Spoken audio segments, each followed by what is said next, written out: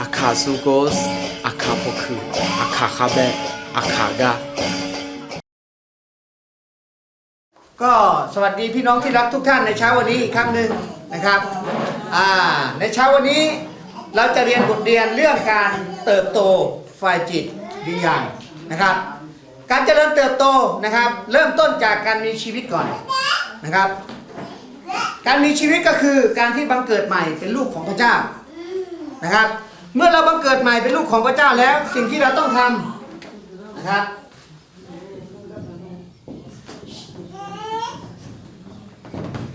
การเติบโตนะครับหนึ่งบังเกิดใหม่นะครับเป็นลูกของพระเจ้า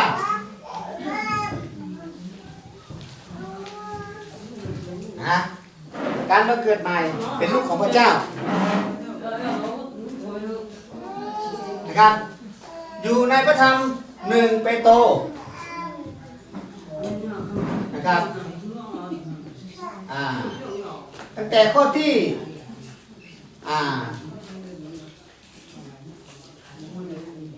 20นะครับถึง25นะครับจะพูดถึงเรื่องการบังเกิดใหม่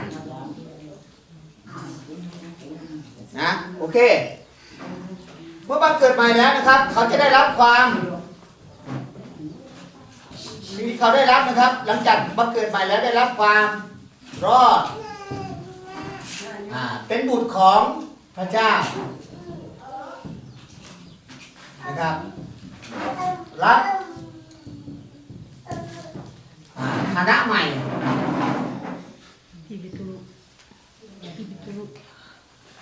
นะครับนี่คือสิ่งที่อาจารย์เปโตรนะครับได้สอนว่าเมื่อเรากลับใจบังเกิดใหม่แล้วนะครับเราได้เป็นลูกของพระเจ้าและเราจะเจริญเติบโตได้ยังไงนะครับการเจริญเติบโตนะครับก็คือการ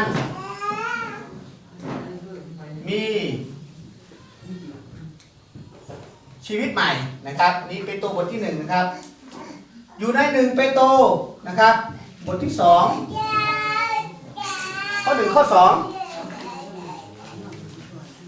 สรานชีวิตใหม่ภาษาอังกฤษ See your sheep. See your sheep See your sheep. See See your sheep. ใช่ไหม See sheep ก็ได้ครับ See sheep ก็ได้ See sheep. S H U I นี่เหรอ อย่างนี้ถูกแล้วแล้วก็ S H U I ยอสือเหรอ ยอก็ได้แต่ว่า Y A W ครับ your sheep ยอสือการมีชีวิตใหม่เมื่อเราเติบโตแล้วนะครับเราเป็นเหมือนเด็กใช่ไหมครับเวลาคลอดออกมาเราต้องกินอะไรครับกินนมนะครับดูนะครับ1 เปโตรบทที่2ข้อ2นะครับอ่านนะครับกินนม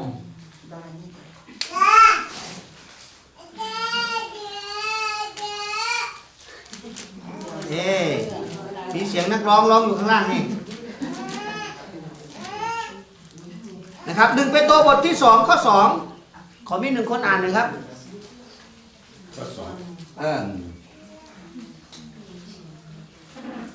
อ่านข้อ1ข้อ2เลย예수갈리오가 해비우 나 비둘루 아초미콩 드니 밑에 뼈지어 보투 미홍 갈리티 미콩 가바도지 미홍 아사 미홍 비둘루 베투니 미홍 그들은 조비아타우 미세우 총하드 조가 성부 부엉 라마 예수 갈리오 동 나하 그어 아요 시네 비웅 서우 가두 아다미제네 레흠 하우 야우루에 노망 세두어 요성 미제응 외우 라페 무요 서우 소하 비뼈 라네 โอเคอาเมนนะครับเมื่อการเจริญเติบโตจะเกิดขึ้นได้ก็ต้องเมื่อมีชีวิตใหม่มีการบังเกิดใหม่ก่อนนะครับ นักศาสนศาสตร์คนหนึ่งนะครับที่ปฏิวัติจากคาทอลิกมาเป็นโปรเตสแตนต์ชื่อว่ามาร์ตินลูเทอร์นะครับโอเคอย่าคุยกันนะครับนะอาพีชิชูเดนะเพราะฉะนั้นเมื่อคาทอลิกเชื่อพระเจ้าเป็นแก่ศาสนาไม่มีชีวิตใหม่ไม่มีการบังเกิดใหม่ ไม่มีความรอดไม่มีความมั่นใจในความรอดไม่มีอะไรเลย เพราะฉะนั้นมาร์ตินลูเทอร์จึงได้ปฏิวัติแล้วก็มาปฏิรูปคริสเตียนนะครับจนกลายเป็นโปรเตสแตนต์นะครับก็คือทุกคนต้องบังเกิดใหม่เป็นลูกของพระเจ้าจึงจะได้เข้าสวรรค์คาทอลิกนี่เกิดมาก็บัพติศมาเด็กให้ละซึ่งเขาไม่รู้ความบาปเลยเขาจะไปเข้าใจได้ไงเขาจะไปกลับใจได้ยังไงคนที่จะต้องกลับใจใหม่คือคนรู้ว่าตัวเองเป็นคนบาปสำนึกผิดฉันไม่เดินทางนี้แล้วฉันจะเดินทางของพระเจ้านะครับนั่นคือการกลับใจใหม่แต่สำหรับชาวยิวจะไม่ส่วนมากจะไม่ใช้คำว่ากลับใจใหม่แต่จะใช้คำว่าบังเกิดใหม่แต่สำหรับคนต่างชาติจะใช้คำว่ากลับใจใหม่เพราะว่าคนต่างชาตินับถือผีนับถือลูกเคารพนะครับแต่ชาวยิวนับถือพระเจ้าแต่ยังไม่ได้เป็นลูกของพระเจ้าเพราะฉะนั้นจึงใช้คำว่าบังเกิดใหม่นะครับที่พระเยซูคริสต์ใช้กับนิโคเดมัสนะโอเคเมื่อกลับใจบังเกิดใหม่กลับใจใหม่คนนั้นจะได้รับความรอดชีวิตนิรันดร์เป็นบุตรของพระเจ้าได้รับฐานะใหม่แล้วนะครับหลังจากนั้นกระบวนการที่สองคือการมีชีวิตใหม่จะเกิดขึ้นคือการเติบโตฝ่ายจิตวิญญาณเหมือนเด็กนะครับคนเหล่านี้นะครับเขาคลอดออกมาแล้วบังเกิดใหม่แล้วสิ่งที่ตามมาที่เด็กคนนี้จะโตขึ้นได้ก็คือต้องกินอาหารแรกที่เขาต้องกินคือนมภาษาคาก็เจใช่ไหมฮะเชลิกได้นะโอเคเด็กๆต้องกินนมนะครับเมื่อกินนมแล้วนะครับก็ค่อยๆเจริญเติบโตขึ้นนมนั้นคืออะไรนมนั้นคือพระคำของพระเจ้าจริ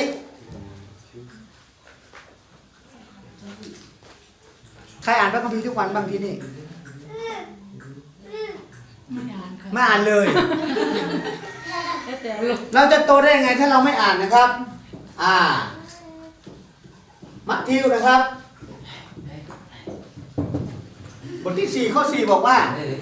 พระเยซูบอกว่ามนุษย์จะบำรุง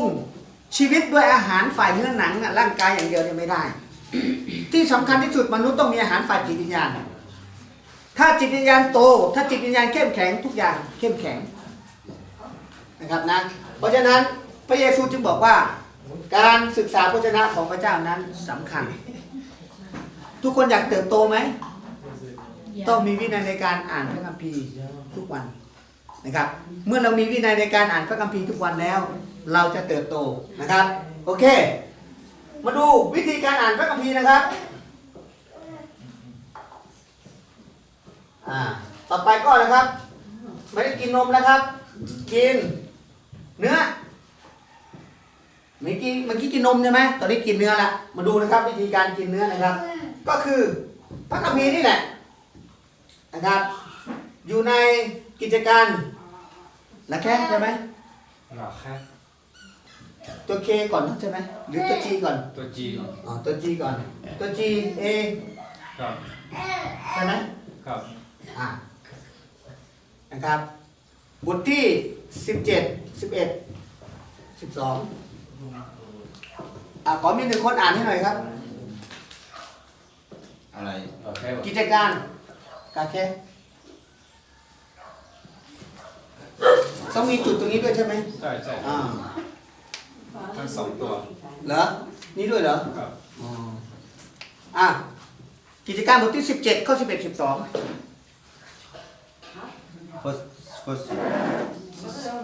บทที่17ข้อ11และ12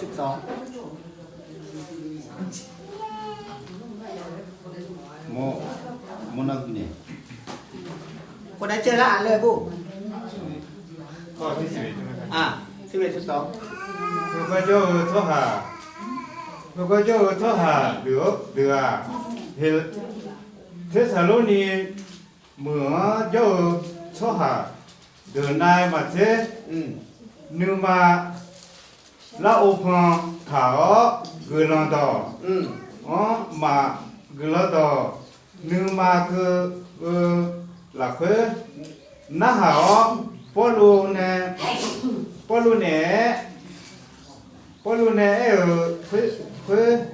thao ma thao อืม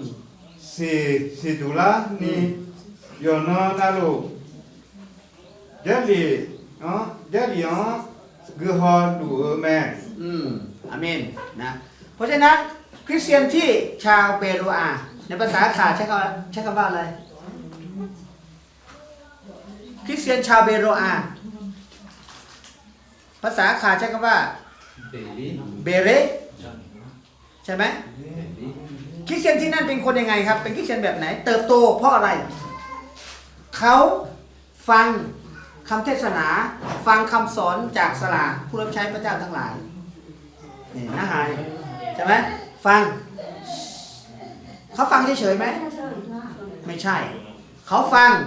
แล้วเขามาตรวจสอบดูว่าสลาคนนี้สอนถูกไหมมาตรวจดูค้นดูและ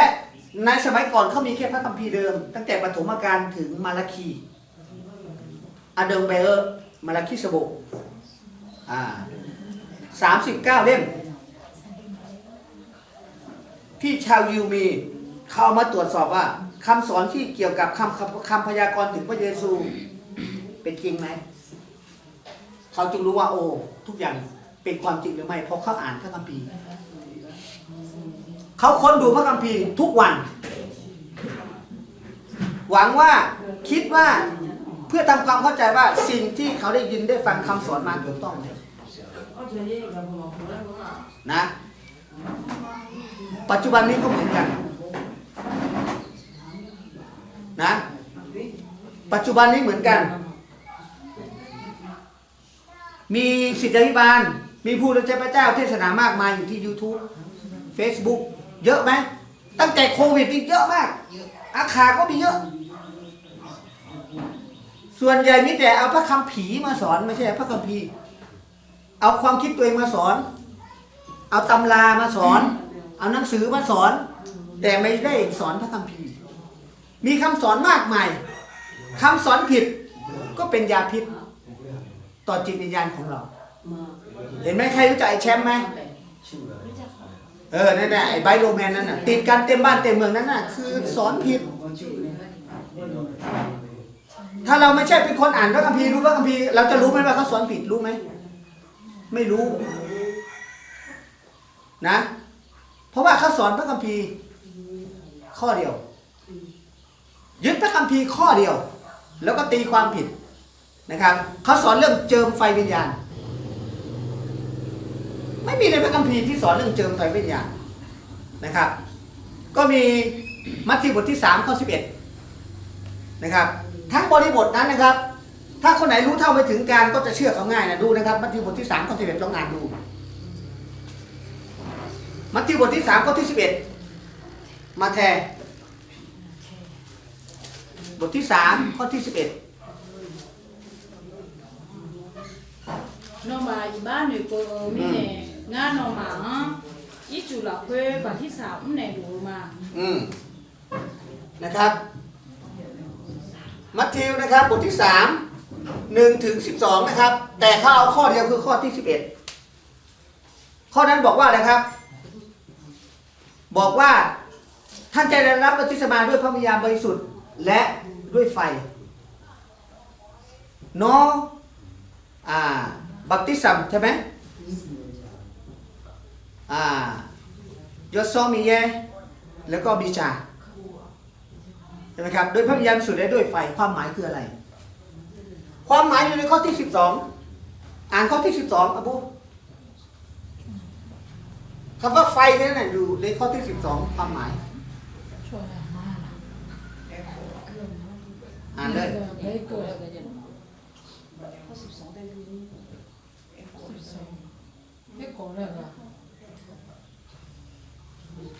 บทที่3 ข้อ 12ayo alam gua อ่านเลย ayo lang lang ngam 亲你， ข้อ 12 我干嘛的？阿有阿郎，切包手包手都太都太差了没？切马灯，切鸡了会皮昂，切好灯，切好灯啊，阿鸡。阿姐，切好灯啊，切好灯啊，提早伊嘛米有米渣，错不拉回บาปูเตีย เข้าใจไหมความหมายที่นี่ฟังให้ดีนะยอห์นผู้ให้บัพติศมาเป็นคนเทศนา เป็นคนพูดกับใคร พูดกับใครนะครับพูดถึงพวกฟาริสีนะครับในข้อที่7ข้อ7อ่านที่ข้อ7ข้อ8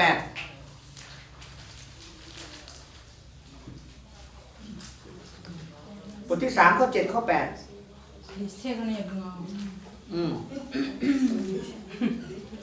อ่านถึง10เลยพาริเซ่เขา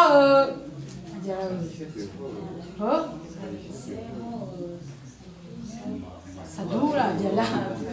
คนละเวอร์ชันอ่านเลยเบื่อลองเบื่อพาริเซ่เขาสะดุ้งเดินบัดที่3คำเลกาโยหายามองอายมาอ๋อเนอารอเลยมั้งอารอยหายยาดูอาคาก็เลยนึมาเพอจีอ๋อยาบุยนีอาสุวานอมาอ๋อเนลาทาอดีอีบ้าเนโปงาเลโดลานีงัวเศร้างัวเศร้าอาเบียงหานอมาอาดายอจงมาแล้วนอมานึมาละเควทานอาเจมีเนเอน่ามีเยอาควาละมั้งมีเยคาโลมั้งคาโลละมีเยคาโลเฮเดออาเบียงหาเบ็ดเอพาเอมาจอโดญาแม่เล่งานอมาอ๋อมาจอโดญาแม่เล่งานอมาอ๋อเนมา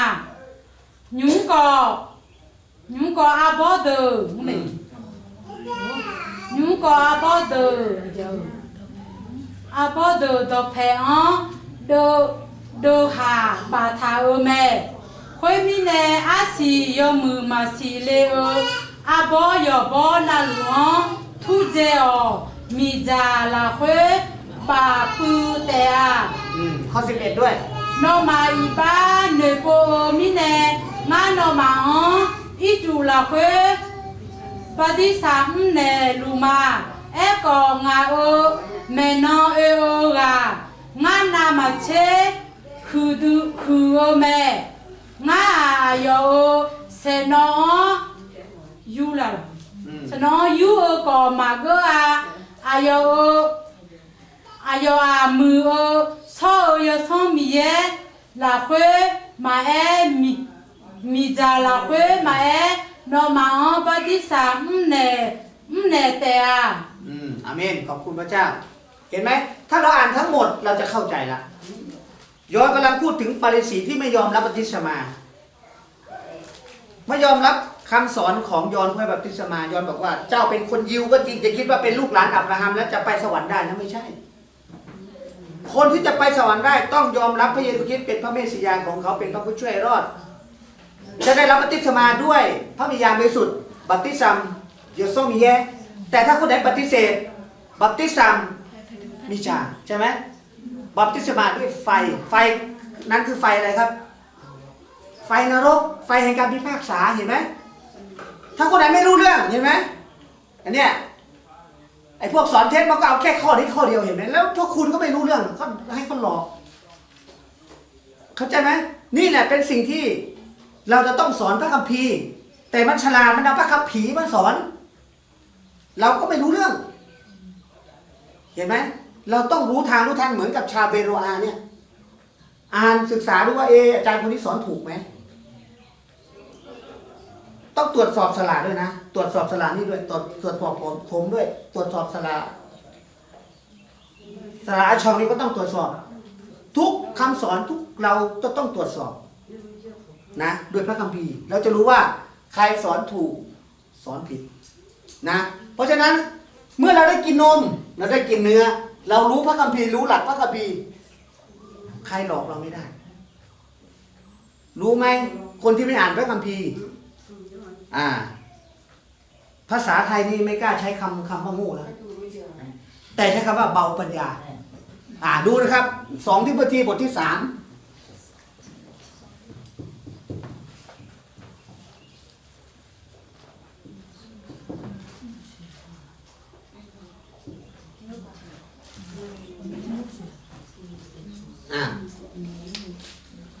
ทิโมธีบทที่ 3 ข้อ 6 ถึงข้อ 8ไม่รู้ว่าภาษาอาขาดใช้คำอะไร2 ทิโมธีบทที่ 3นะครับตั้งแต่ข้อที่ 6 ถึงข้อที่ 8 ข้อ 5บอกว่าเขาจะถือศาสนาแค่เปลือกนอกแก่นแท้ก็ไม่ยอมรับคนฉะนั้นท่านอย่าคบเพราะในบรรดาคนเหล่านั้นจะมีคนที่แอบไปตามบ้านไปล่อลวงหญิงที่เบาปัญญาหนาด้วยบาปและหลงไหลไปด้วยตัณหาต่างๆไปเป็นเฉลยหญิงพวกนี้จะฟังทุกคนแต่ไม่อาจที่จะเข้าถึงหลักความจริงได้เลยยาเนสกับยัมเบรสได้ต่อต้านโมเสสชั้นใดคนเหล่านี้ก็ต่อต้านความจริงและเป็นคนใจซามในเรื่องข้อความในความเชื่อของเขาใช้ไม่ได้เลยแต่เขาจะไปได้ไม่กี่น้ำหรอกเพราะว่าความโง่ของเขาก็จะปรากฏแก่คนทั้งปวงเช่นเดียวกับความโง่ของชาย2 คนนั้นอ่านถึงข้อ 9เลยครับ2 ทิโมธีบทที่ 3 ข้อ 6 ถึงข้อ 9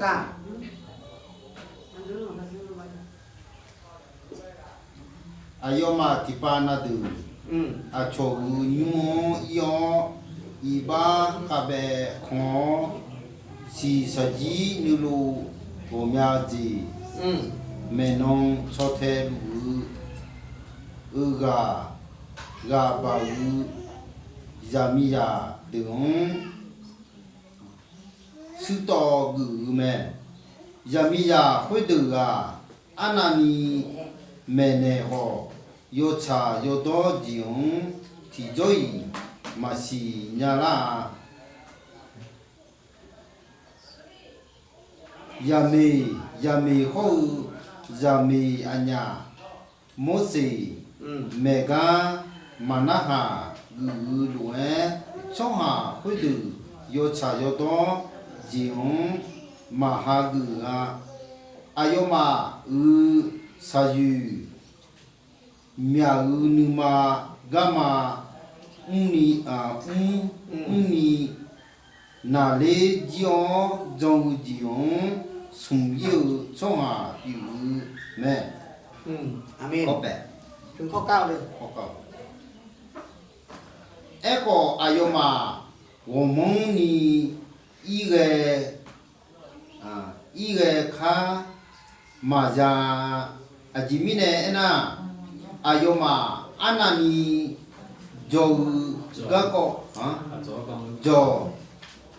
อานานีโจก็ก็ช่องหาโยกานาลูสีดูโมดูเนี่ยฮะ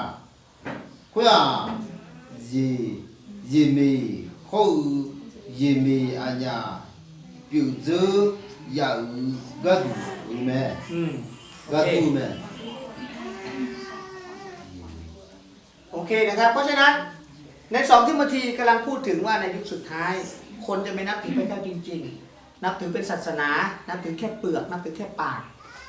และก็จะมีลัทธิเทียมเท็จคำสอนเท็จเยอะไปหมดที่จะไปล่อลวงนะครับในภาษาขาใช้อะไร หญิงเบาปัญญาคืออะไรหญิงโง่ในภาษาไทยไม่ใช่คำว่าโง่แต่ใช้คำว่าหญิงเบาปัญญาคือแยกแยะไม่ได้ ใครฟังอะไรเอาหมดรับหมดนะครับแต่ไม่ใช่หมายถึงผู้หญิงจริงๆนะครับแต่หมายถึงว่าผู้หญิงในพระคัมภีร์เดิมเนี่ยชอบตกเป็นเหยื่อของคนสอนเทศชั้นใดปัจจุบันนี้คนที่ไม่อ่านพระคัมภีร์คนที่ไม่รู้พระคัมภีร์ไม่เรียนพระคัมภีร์ไม่ลงทุนอ่ะไม่สนใจฝ่ายวิญญาณก็จะถูกหลอกอย่างนั้นนะเพราะฉะนั้นแม้แต่สลาผู้รับใช้พระเจ้าทั้งหลายยังไม่รู้พระคัมภีร์เลยรู้กับเข้าใจเหมือนกันไหมไม่เหมือนกันหลายคนรู้เอาความรู้มาสอนแต่เขาเข้าใจพระคัมภีร์ไหมเขาไม่เข้าใจนะเจตนาของเขาดีแต่เขาขาดความรอบคอบขาดความเข้าใจนะครับเพราะฉะนั้นต้องให้พระคัมภีร์อธิบายพระคัมภีร์และต้องดูทั้งบริบทไม่ใช่ดูแค่ข้อเดียวตอนเดียวเห็นไหมไอ้พวกที่สอนเท็จเนี่ยมันฉลาดมันเอาข้อบทที่3ข้อ11ข้อเดียวและทุกคนก็หลงตามมันไปหมดเลยรับบัพติศมาด้วยพระวิญญาณบริสุทธิ์และด้วยไฟรับบัพติศมาด้วยพระวิญญาณบริสุทธิ์และด้วยไฟเนี่ยเน้นตรงเนี้ยแต่ถามว่าไฟคืออะไรไฟอะไรไฟแห่งการพิพากษาคือคนที่ปฏิเสธพระเยซูนะครับนะโอเคนี่คือความหมายนะครับเมื่อคนไหนได้กินเนื้อเขาจะโตต่อไปครับอยากจะโตเต็มที่ต้องนะครับกินอาหารหนักนะครับหรือว่าอาหารแข็ง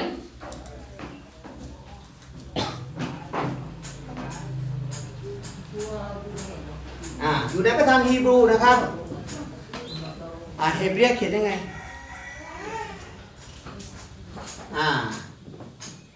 อย่างนี้ใช่ไหมไม่ใช่นะเป็น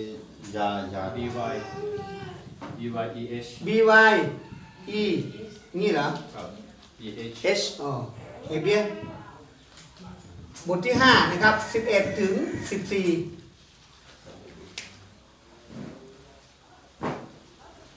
ถ้าอยากโตอ่านไม่ได้ไม่เป็นไรแต่ฟังได้เนี่ยสลาลีเจเนี่ยพูดไว้ในพระคัมภีร์แล้วเนี่ยอ่านพระคัมภีร์ฟังก็ได้นะอ่านเลยครับบทที่11ถึง14คนที่จะเจริญเติบโตได้ต้องกินนมกินเนื้อแล้วก็กินอาหารหนักคืออาหารแข็งคนไหนเจอแล้วอ่านเลย ก็คือหง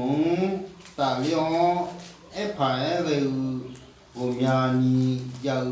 มาเอก็นมาอุโซญานีเอเมอุจูโยคาเมอาจิมิเนเอนะนมาอุโซโยมีานีโยมีา โยมอยากแน่ โยมยาแม่อายาม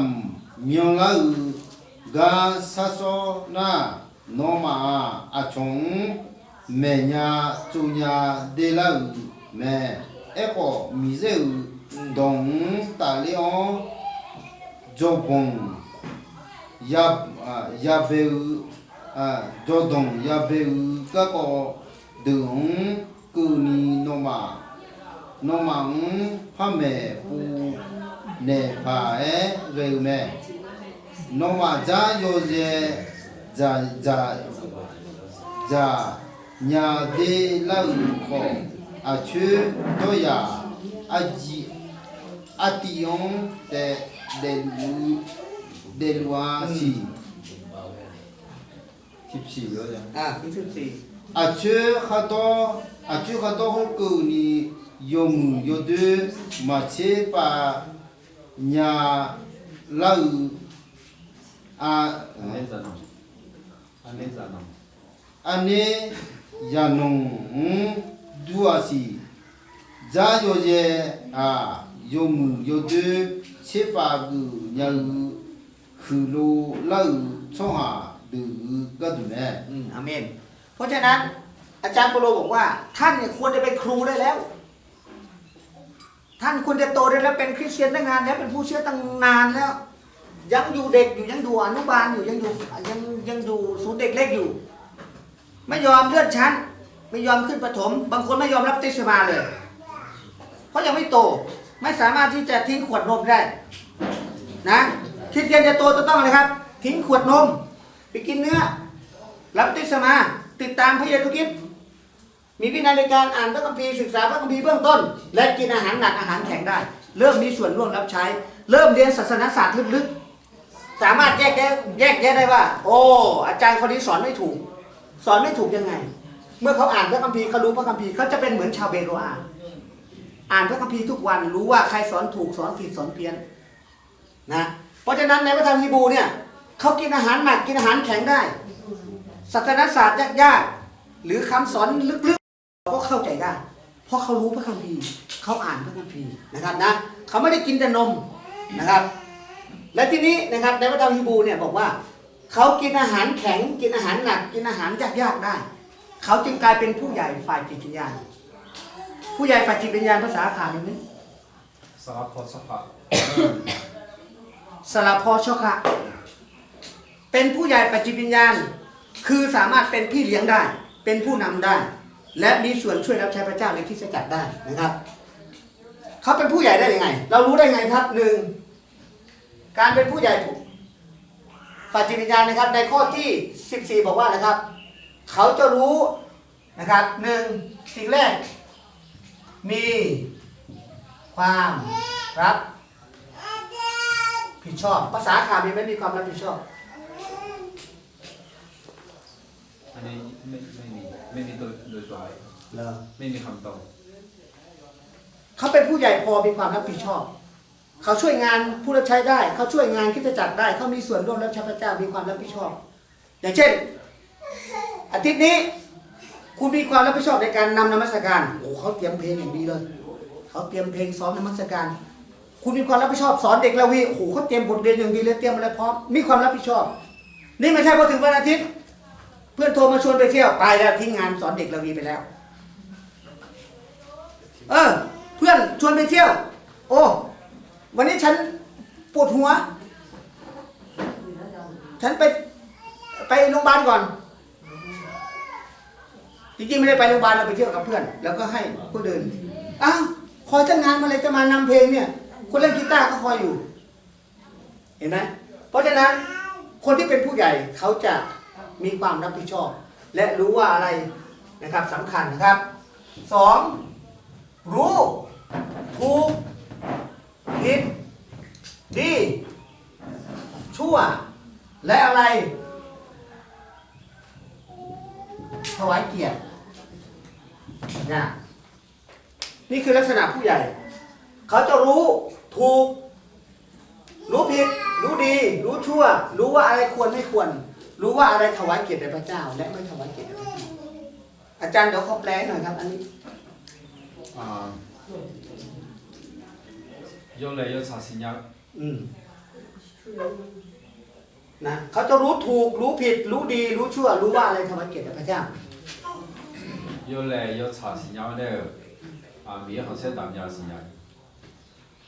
นี่แหละเขาเป็นคริสเตียนที่เป็นผู้ใหญ่ไม่ต้องมีใครมาสอนเขาว่าควรจะวางตัวยังไงควรจะใช้ชีวิตยังไงแล้วก็นะครับ1 โครินธ์บทที่10ข้อ31ก็จะเกิดขึ้นทันทีคือจะกินจะดื่มจะทำอะไรเขาทำเพื่อถวายเกียรติแด่พระเจ้าเพราะเขาเป็นลูกของพระเจ้าเพราะร่างกายของเขาเนี่ยเป็นเขาเรียกว่าพระวิหารของพระเจ้านะครับนะเพราะฉะนั้นคริสเตียนจะเติบโตเป็นผู้ใหญ่ต้องเป็นอย่างนี้นี่คือลักษณะคริสเตียนที่เป็นผู้ใหญ่นะครับต่อมาครับ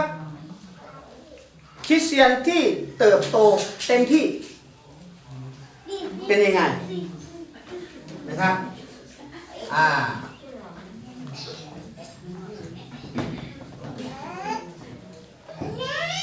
ดูในพระธรรมเอเฟซัสนะครับบทที่4 11นะครับถึง16อันนี้เขาเรียกว่าเติบโตเต็มที่แล้ว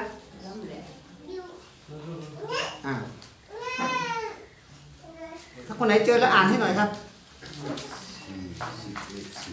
ครับ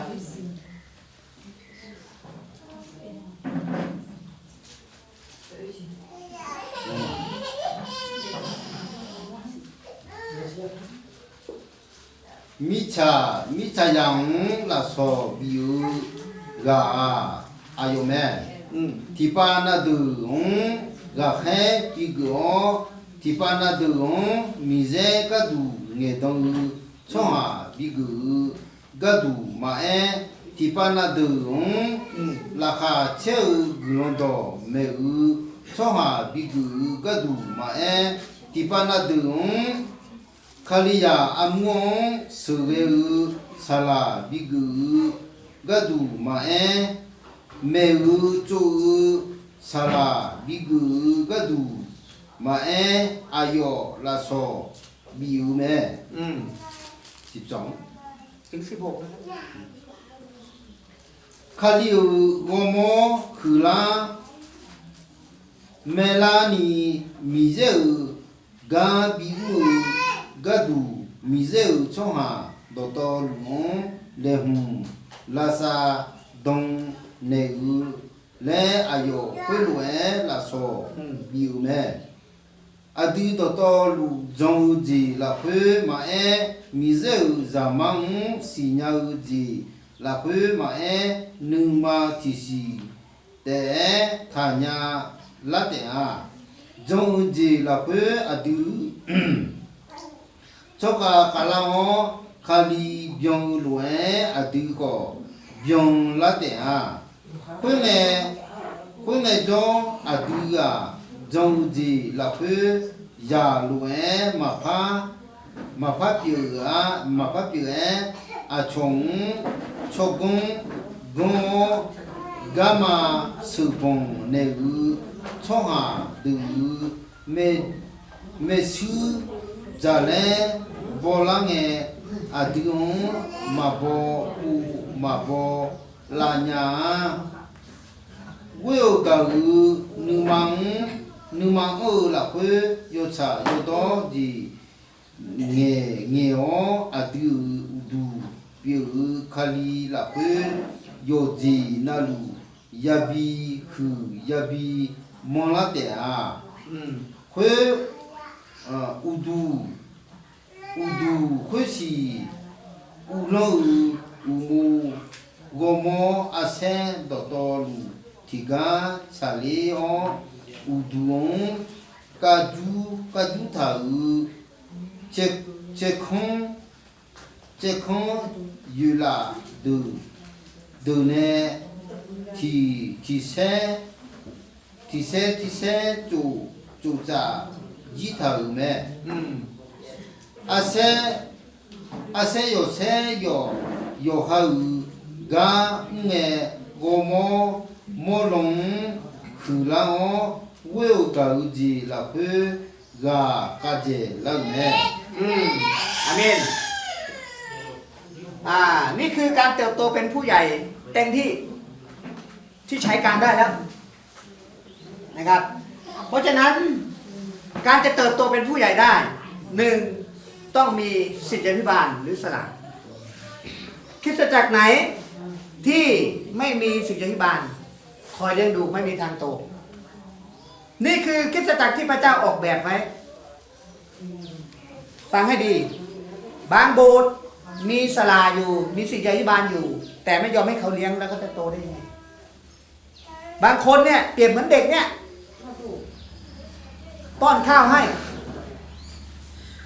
มันก็กินเดี๋ยวจะไปโตได้ยังไงเข้าใจไหมเวลาที่ศาลาสอนต้องตั้งใจฟังต้องให้เกียรติการนมัสการนะครับที่ลุงเจริญนะครับเมื่อก่อนผมไปช่วยนี่ผมบอกเลยว่าฟังให้ดีใครไม่อยากฟังกลับบ้านไม่ต้องมานั่งคุยกันแต่คนไหนอยากฟังให้ตั้งใจฟัง2 คนผมก็จะเทศโอ้ตั้งแต่นั้นเป็นต้นมานะครับเสียงเงียบกริบผมบอกศาลาทำไมไม่เคยผมไม่กล้าพูดโอ้ยสมาชิกมันก็เสียนิสัยหมดอ่ะโบสถ์ผมเนี่ยนะแม้แต่คำเดียวไม่มีนะทุกคนต้องฟังทุกคนต้องมีพระคัมภีร์จดไม่ใช่มาเล่นๆถ้ามาเล่นๆกลับบ้านมาทำรบกวนให้คนอื่นอ่ะคนอื่นอยากจะฟังพระคำของพระเจ้าคุณมาเป็นอุปสรรคของเขาอ่ะเพราะฉะนั้นต้องเอาจริงเอาจัง นะครับคนอิสลามเนี่ยแม้แต่เด็กส่งเสียงก็ตบปากเลยนะเอาจริงนะเขาให้เกียรติกับพระคำของพระเจ้ามากนะการสอนนี่นะครับเพราะฉะนั้นการเติบโตเป็นผู้ใหญ่เต็มที่เริ่มต้นจากการฟังพระคำของพระเจ้า การให้เกียรติพระคำของพระเจ้า และรักผู้รับใช้ของพระเจ้ารู้ไหมสลาช่องเนี่ยพระเจ้าเจิมตั้งเขาพระเจ้านำเขามาเป็นผู้เลี้ยงเราที่นี่เรามีหน้าที่ให้ท่านเลี้ยงท่านไปเยี่ยมเยียนที่บ้านท่านไปสอนพระคัมภีร์อธิษฐานเผื่อต้องให้ความร่วมมือนะครับนะเพราะฉะนั้นวันนี้อาจารย์เปาโลสอนบอกว่าที่เอเฟซัสเนี่ยคุณไม่โตเพราะอะไรคุณเป็นเด็กฝ่ายวิญญาณเพราะอะไรความรอดคุณก็ไม่เข้าใจการเติบโตในชีวิตใหม่ก็ยังไม่ทิ้งต้องทิ้งตัวเก่าแล้วสวมสภาพใหม่เป็นคนใหม่กินแต่นมไม่กินเนื้อไม่กินอาหารแข็งไม่กินอาหารหนักจะโตได้ยังไงเพราะฉะนั้นอาจารย์โปโลบอกว่าคุณจะโตได้หนึ่งต้องมีศิษยาภิบาลและศิษยาภิบาลที่ถูกส่งไปดูแลเขาคือใครรู้ไหมครับคือทิโมธีเป็นศิษยาภิบาลที่เอเฟซัสนะทิโมเธเนี่ยนะครับ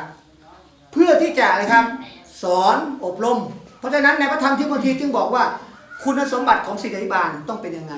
ลักษณะชีวิตศิษยาภิบาลต้องเป็นยังไงเราสามารถเห็นได้ใน1ทิโมธีบทที่3ปุจจอมัคคณายกต้องมีคุณสมบัติยังไงนะครับนะมีหมดเลยและเมื่อเข้าระบบแล้วนะครับคริสตจักรก็สามารถเติบโตได้ฟังให้ดีนะคริสตจักรอาคาคริสตจักรไรแห่งมีปัญหาปุจจอนี่เป็นผู้ช่วยศิษยาภิบาลนะปุจจอนี่นะมัคคณายกเป็นผู้ช่วยนะแต่ปัจจุบันนี้แต่ละคริสตจักรปุจจอนี่ใหญ่กว่าศิษยาภิบาลอีกศิษยาภิบาลต้องฟังนะครับเพราะฉะนั้นศิษยาภิบาลเปรียบเหมือนกับนายกรัฐมนตรีเข้าใจไหมศิษยาภิบาลเนี่ยเปรียบเหมือนกับนายกรัฐมนตรีปุจจาคณะกรรมการคริสตจักรเปรียบเหมือนกับคณะรัฐมนตรีกระทรวงต่างๆที่เป็นไม้เป็นมือเป็นทีมงานของนายกที่จะทำงานสั่งการลงไปคุณต้องรับผิดชอบแต่ละกระทรวงทำงานยังไงแต่ความรับผิดชอบอยู่ที่ใครครับอยู่ที่นายกนะเพราะฉะนั้นสลาเปรียบเหมือนผู้นำหลักปุจจาคณะกรรมการคริสตจักรคือผู้ช่วยนะครับแต่บางคริสตจักรปุจจาคณะกรรมการคริสตจักรเป็นฝ่ายค้านงานอะไรก็ไปไม่ได้มัวแต่ค้านกันตรงนี้แหละค้านจนหักเมื่อพระเจ้านำศิษยาภิบาลแล้วเรามามีหน้าที่ผลักดันสนับสนุนท่านเอาเลยท่านเอาเลยครับอาจารย์เราช่วยเหลือเต็มที่งานของพระเจ้ามันจะไม่โตได้ไงอาเมนไหมผมพูดในฐานะที่เป็นศิษยาภิบาลหลายปีผมรู้ปัญหาทุกอย่างคิดจักจะโตไม่ได้ถ้าสมาชิกไม่โตคิดจักจะโตไม่ได้ถ้ามัคคณายกปุจจาไม่โตคณะกรรมการคิดจักไม่โตนะครับมีคิดจักหนึ่งเป็นคิดจักกะเหรี่ยงนะครับอยู่ที่เชียงใหม่ศิษยาภิบาลของเขาเงินเดือน 37,000 ปีหน้า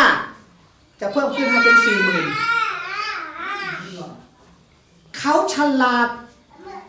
เขาดีดตัวเลขหมดเลยว่าค่าครองชีพเท่าไหร่ค่าน้ำมันเท่าไหร่น้ำมันพืชเท่าไหร่อะไรมันราคาขึ้นเท่าไหร่เขาดีดขึ้นหมดเลย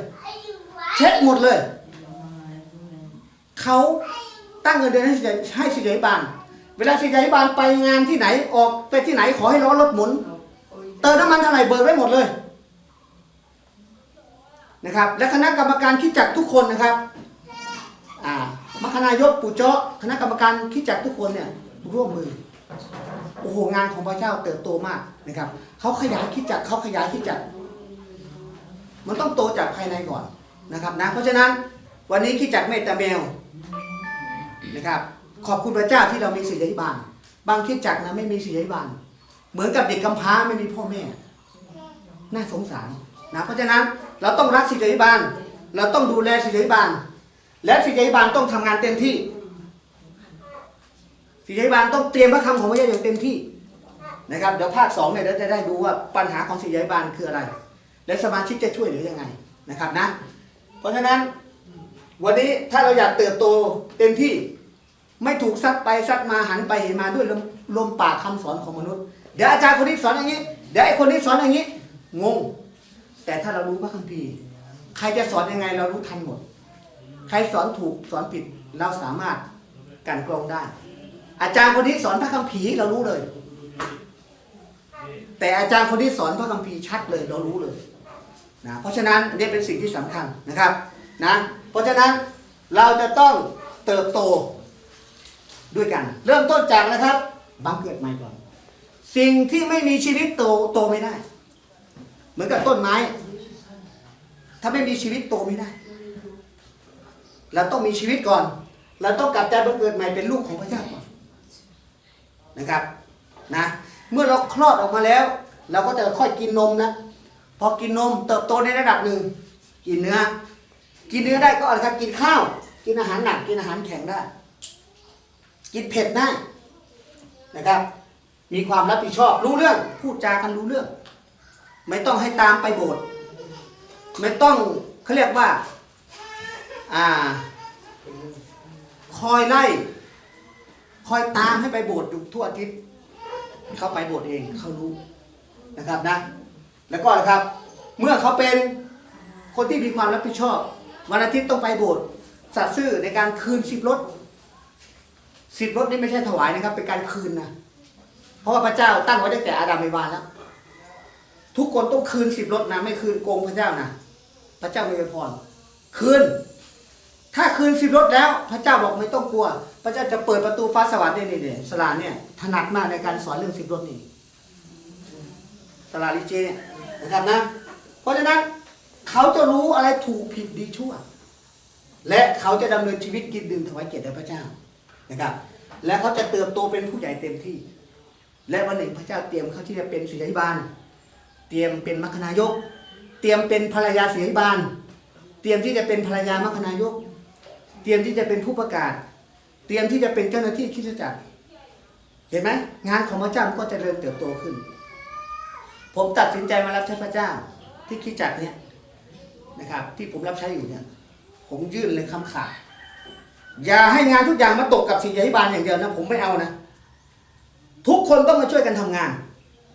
ไม่ใช่อะไรก็ศิษยาภิบาลทุกอย่างตายศิษยาภิบาลไม่ใช่เป็นทูตสวรรค์ทุกคนสมาชิกทุกคนต้องเข้ามาทำงานร่วมกันรับใช้ร่วมกันผมแยกออกมาหมดเลยอาทิตย์นี้ใครจะจัดดอกไม้อาทิตย์นี้อนุชนคนไหนจะคุมคอมพิวเตอร์อาทิตย์นี้ใครกลุ่มไหนจะทำอาหารอาทิตย์นี้เสาร์นี้กลุ่มไหนจะทำความสะอาดเห็นไหมครับใครจะเป็นปฏิคมคอยต้อนรับตอนเช้าอนุชนกลุ่มไหนหลังจากกินอาหารแล้วตอนเที่ยงแล้วจะช่วยกันล้างจานทำความเก็บกวาดให้เรียบร้อยผมจัดงานไว้ให้เขาหมดเลยขอบคุณพระเจ้าผมภูมิใจสมาชิกแม้ว่าไม่มีจำนวนเยอะ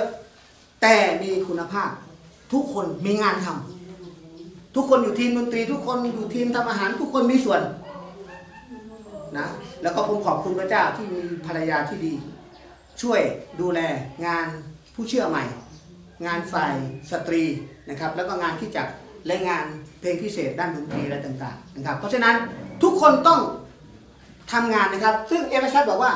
เราเป็นอวัยวะใช่ไหมอวัยวะภาษาขามีไหมอาเซใช่ไหมมือก็ทำหน้าที่มือหูทำหน้าที่หูตาทำหน้าที่ตาปากก็ทำหน้าที่ปากทุกคนต้องทำหน้าที่ของตัวเองนะแค่นี้นะครับงานของพระเจ้าเริ่มเติบโตอาจารย์ภูมิใจบูเจออยู่ที่นี่อาจารย์ภูมิใจน้องเบียร์อยู่ที่นี่อาจารย์ภูมิใจพี่เด๋ออยู่ที่นี่นะเพราะฉะนั้นจงโตไปด้วยกันนะและงานของพระเจ้าพระเจ้าจะอวยพรแน่นอนแสวงหาพระเจ้าก่อนเหมือนเมื่อคืนคุณไม่ต้องกลัวว่าเราจะไม่มีกินไม่ต้องกลัวว่าเราจะอดไม่มีทางครับไม่มีทางพระเจ้าจะอวยพระพรยัดแน่นพูนให้กับเราแน่นอนนะครับเมื่อเราโตพอที่จะดูแลพระพรของพระเจ้าได้แต่ถ้าเราไม่โตพระเจ้าจะให้พระพรเราได้ไหมให้เงินไปก็ดูแลไม่ได้บริหารไม่เป็นนะเพราะฉะนั้นวันนี้พระเจ้าเตรียมเราที่จะโตด้วยกันและเราจะร่วมรับใช้พระเจ้าด้วยกันและช่วยศิษยาภิบาลของเราเป็นมือเป็นไม้เป็นอวัยวะของกันและกัน ช่วยเหลือซึ่งกันและกันรักซึ่งกันและกันนะครับพระเยซูบอกว่าเราให้บัญญัติใหม่ไว้กับท่านทั้งหลายนะครับในยอห์นบทที่13ข้อ3 4 3 5บอกว่าท่านทั้งหลายจงรักซึ่งกันและกันเมื่อท่านทั้งหลายรักซึ่งกันและกันดังนี้แหละคนทั้งปวงก็จะรู้ได้ว่าท่านเป็นสาวกของเราขอบคุณพระเจ้าที่โบสถ์เมตแมวมีอบต.มีพ่อหลวงมีพี่น้องที่นะครับเป็นน้ำหนึ่งใจเดียวกันมีกำลังมากคิดจากคนอื่นไม่มีอย่างนี้นะเพราะฉะนั้นขอให้เรามารวมกันนะครับนะ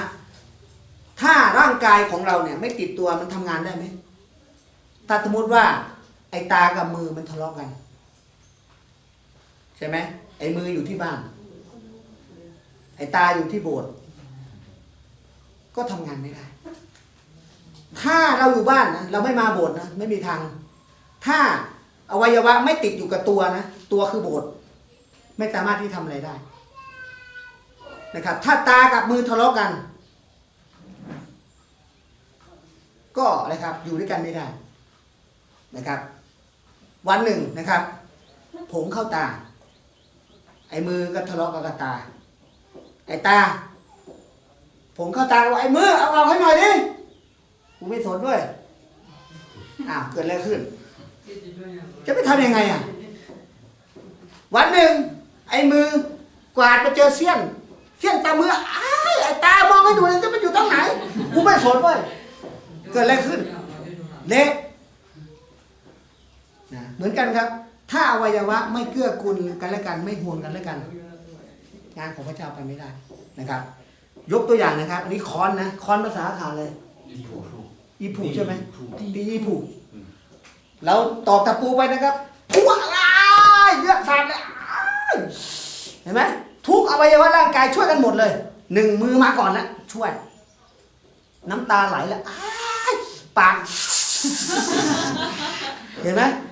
เท้าพาไปหาหมอเห็นไหมร่างกายมันต้องทำงานอย่างนี้เราต้องรักกันอย่างนี้คริสตจักรพระเจ้าบอกเป็นร่างกายเดียวกันเป็นอวัยวะเดียวกันนะครับไม่มีใครใหญ่กว่าใครไม่มีใครสำคัญกว่าใครถ้าไม่มีเท้าเราก็ยืนไม่ได้เราก็ไปไม่ได้ถ้าไม่มีตาเราก็มองไม่เห็น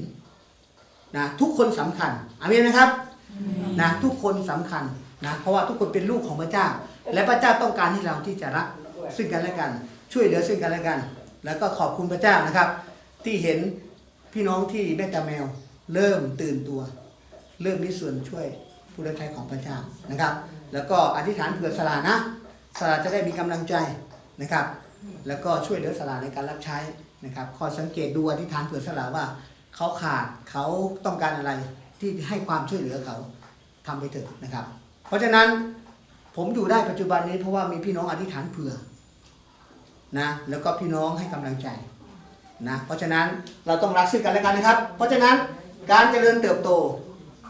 นะครับต่างคนต่างช่วยกันนะครับแล้วก็เราเจริญเติบโตนั้นมันเป็นสิ่งที่พระเจ้าต้องการให้เราโตพระเจ้าไม่อยากให้เราเป็นเด็กตลอดเวลาเมื่อเราเติบโตแล้วนะครับเราก็จะรู้ว่าอะไรประเสริฐที่สุดและอะไรเป็นที่พอพระทัยของพระเจ้าเนาะโอเคเดี๋ยวเราจะอธิษฐานด้วยกันเนาะพระเจ้าขอบคุณพระองค์สำหรับช่วงแรกที่เราได้เรียนในเช้าวันนี้เราอยากเจริญเติบโตฝ่ายวิญญาณขอพระเจ้าทรงเมตตาพี่น้องที่แม่แต่แมวทุกคนขอให้กำลังใจศิษยาภิบาลครอบครัวในการติดตามพระเจ้าในการรับใช้ที่จะมีกำลังใจมาจากพระองค์ขอพระเจ้าทรงโปรดอวยพรสมาชิกทุกคนที่จะรักให้เกียรติศิษยาภิบาลแล้วก็เลี้ยงดูศิษยาภิบาลและช่วยเหลือศิษยาภิบาลในการรับใช้เพื่องานของพระเจ้าจะเจริญเติบโตและเกิดผลวันหนึ่งเราจะได้รับคำชมเชยจากพระเยซูว่าพวกเจ้ารักซึ่งกันและกันเราได้รับเกียรติจากชีวิตของพวกเจ้าเป็นอย่างมากขอพระเจ้าอวยพรพี่น้องที่จากที่เมตตาแมวแห่งนี้ด้วยในนามพระเยซูคริสต์เจ้าอาเมนเก็บมอบเวลาให้ผู้รับใช้ได้ครับ Akasugos, Akapoku, Akakabe, Akaga,